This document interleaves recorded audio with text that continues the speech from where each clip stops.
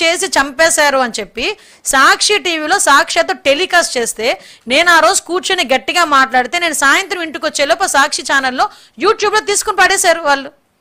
అరే పిల్ల తల్లిదండ్రులు బయటకు వచ్చి నా బిడ్డని ఆ పిల్ల చంపేశారు, చంపలేదని చెప్పట్లేదు, చంపారు, కానీ గ్యాంగ్ రేప్ కాదు.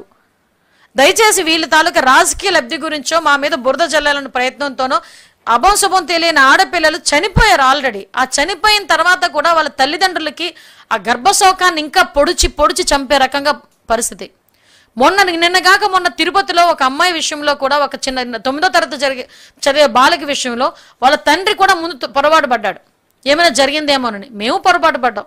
తర్వాత డాక్టర్స్ ఎగ్జామిన్ చేశారు, ఆ పోలీస్ ఎంక్వైరీ చేశారు. ఆ అమ్మాయి సాక్షాత్తు దాడి జరిగింది కానీ నన్ను ఏమీ చేయలేదని ఆ అమ్మాయి చెప్తే, వాళ్ళు బయటకు వచ్చే తండ్రి చెప్తే వీళ్ళందరూ వెళ్ళి అక్కడ అమ్మాయికి అత్యాచారం జరిగిందని. ఎందుకు అలాంటి ప్రోపగాండా?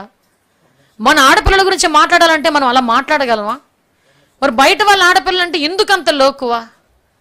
నాకు నిజంగా చాలా బాధ అనిపిస్తుంది. ఎస్, నిజంగానే జరిగింది, మనం వెళ్ళి న్యాయం చేయాలనుకుంటున్నాం, చేద్దాం, అంతే తప్పించి ఇప్పుడు వెళ్ళి కూర్చొని నోటుకొచ్చినట్టు మాట్లాడే పరిస్థితి రాకూడదు కదా. ఈరోజు పరిస్థితులు చూస్తూ ఉంటే ఈరోజు మాట్లాడితే చీకటి రోజులు నడుస్తున్నాయి, అలా నడుస్తున్నాయి, ఇలా నడుస్తున్నాయి. చీకటి రోజులు అంటే ఏంటో చెప్పనా జగన్మోహన్ రెడ్డి? నా అక్కని ఏడిపిస్తున్నారు. ఎందుకు ఏడిపిస్తున్నారు అంటే అమర్నాథ్ గౌడ్ అనే కుర్రోడ్ని నడి రోడ్డు మీద కాల్చి చంపారు చూడు, అది చీకటి రోజులంటే. అభం తెలియని కుర్రోడు మీద, ఒక గౌడు కులస్తుడికి సంబంధించిన కుర్రోడు మీద ఆ రోజు అక్కడ పెట్రోల్ వేసి చంపారు. దాని గురించి అయినా ఏ రోజైనా మాట్లాడేవా బయటకు వచ్చి? దాని గురించి ఎంక్వైరీ వేయాలన్నా చూసావా? కనీసం ఇలాంటి సంఘటనలు చూసుకుంటే చాలా చాలా జరుగుతున్నాయి. ఇకపై సోషల్ మీడియా గురించి మాట్లాడుతున్నాను. అరే సోషల్ మీడియా, నేను క్లియర్గా చెప్తున్నా, సోషల్ మీడియాలో ఒక ఫార్వర్డ్ మెసేజ్ ట్వీట్ పెట్టినందుకు గౌతు శిరీష గారిని సిఐడి ఆఫీస్కి తీసుకొచ్చి ఉదయం నుంచి సాయంత్రం వరకు కూర్చోబెట్టారు. చింతకాయల విజయ్ గారిని ఉదయం నుంచి సాయంత్రం వరకు కూర్చోబెట్టారు. రంగనాయకమ్మ గారికి నోటీసులు ఇచ్చి ఆవిడని ఉదయం నుంచి సాయంత్రం వరకు కూర్చొని పదే పిలిపించారు. మీకులాగా మేము ఎప్పుడు కూడా గోడలు దూకి నోటీసులు ఇవ్వలేదే. నోటీసులు ఇచ్చి అరెస్ట్ చేయడానికి గోడలు దూకి దొంగ వాళ్ళలాగా ఈ ట్యూబ్లైట్లు పగలగొట్టి ఈరోజు బయటకు వచ్చే పరిస్థితి వచ్చింది. ఈరోజు మీరు పోలీస్ తాలూకా గౌరవం గురించి, పోలీస్ తాలూకా ఉన్నతి గురించి మీరు మాట్లాడుతున్నారు. మా డీజీపీ గారి గురించి మీరు మాట్లాడే పరిస్థితి వచ్చింది. అసలు మీ హయాంలో అసలు పోలీస్ అన్న వాళ్ళు పోలీస్ పని చేశారా? మీ హయాంలో చేయనిచ్చారా? నేను పోలీసుని తప్పబట్ల, ఈయన చేయనివ్వలేదు కాబట్టి చేయలేకపోయారు వాళ్ళు. కనీసం పోలీస్ సంబంధించి పరదాలు కట్టడానికి మా దగ్గర హౌస్ అరెస్టులు చేయడానికేనండి పోలీసులు.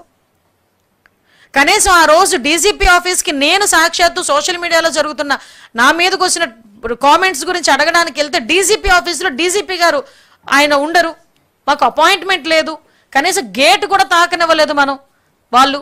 అటువంటి పరిస్థితుల్లో ఏంటి జరుగుతుంది? అది కాదా ప్రజాస్వామ్యాన్ని కూనీ చేయడం అంటే? మీరు నమ్ముతారా అండి? ఈరోజు అరెస్టులు జరుగుతున్నాయంటే ఎంత మానసిక క్షోభకు గురై మేము అరెస్టులు జరుగుతున్నాయో తెలుసా? అందరి మీద నోటికొచ్చిన బూతులు. సాక్షాత్తు ఈ చంద్రబాబు నాయుడు గారి ఫ్యామిలీ మీద, లోకేష్ గారి ఫ్యామిలీ మీద, డిప్యూటీ సీఎం గారి ఫ్యామిలీ మీద, మా మీద, మాతో పాటు మిగతా ఎమ్మెల్యేల మీద తన నోటికొచ్చి మాట్లాడుతున్నారంటే కొన్ని మీతో షేర్ చేసుకోవాలని వచ్చాను. కానీ మేము ఈరోజు చేస్తున్న అరెస్టులు తప్ప కాదా అన్నది మీ అందరికీ కాదు, ప్రజలు కూడా తెలియాలి.